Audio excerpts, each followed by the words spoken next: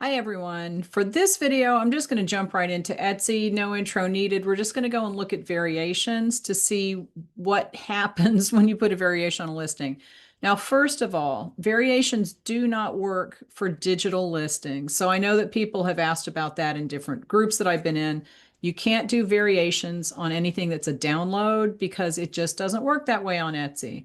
So if you have separate, let's say you have clip files that you're going to do a seamless pattern, and then you're going to do digital paper that's a different size, and then you're going to do just the pings with the individual elements. You have to do separate listings for those. You can't do variations.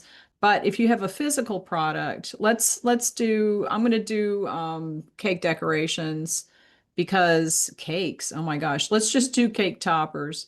If you're buying a cake on Etsy, there's a problem there. All right, physical items.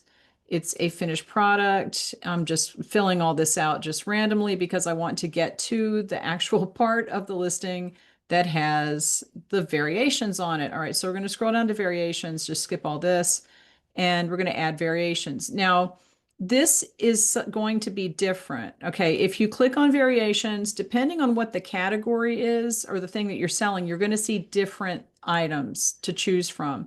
These variations that Etsy is giving you, these categories are filters. So if you can use one of them, then do use that because you want to try to get into Etsy's search system with the filters.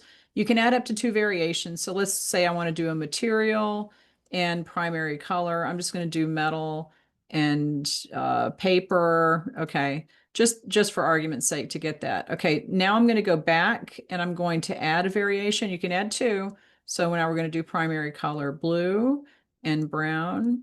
And then when you are done, I'm just going to put apply. And this is what it's going to look like in the listing. People will have 2 variations to choose from. Now, what the problem with this is that sometimes you don't have the variations that you want. I'm going to go back to add a variation. These are the ones that I'm given. Let's say that I have a wedding cake topper that is gum paste, and in material, I don't know that that would be something. No, there's 4 options: metal, paper, plastic, and wood.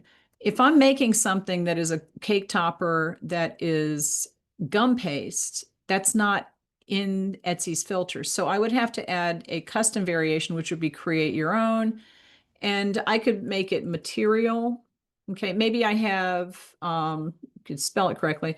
Maybe I have some that are gum paste and some that are fondant, just for argument's sake. So I would put gum paste here. That would be the first one. And I'm going to add that.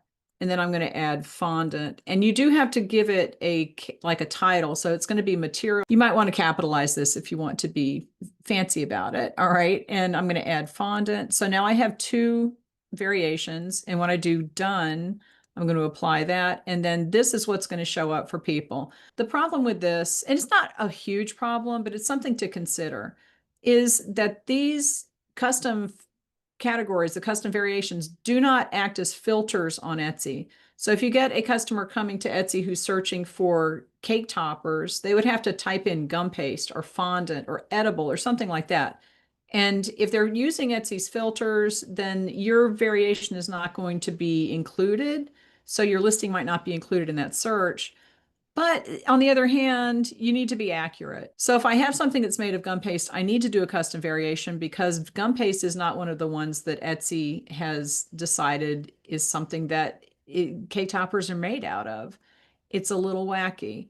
And like I said, depending, I'm going to put wall art, depending on what category you have, it's going to show different filters for the variations. And again, it's not going to do it for the digital stuff. So this is only, I'm just choosing things.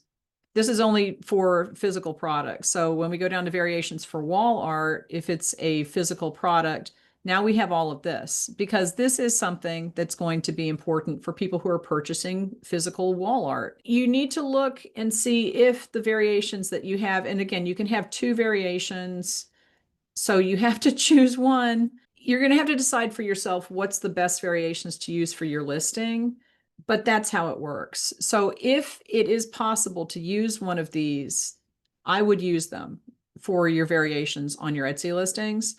If you can't and you have to create your own, then that might be more accurate, but it also is not going to show up as a filter on Etsy. So just be aware of that. Leave me any questions.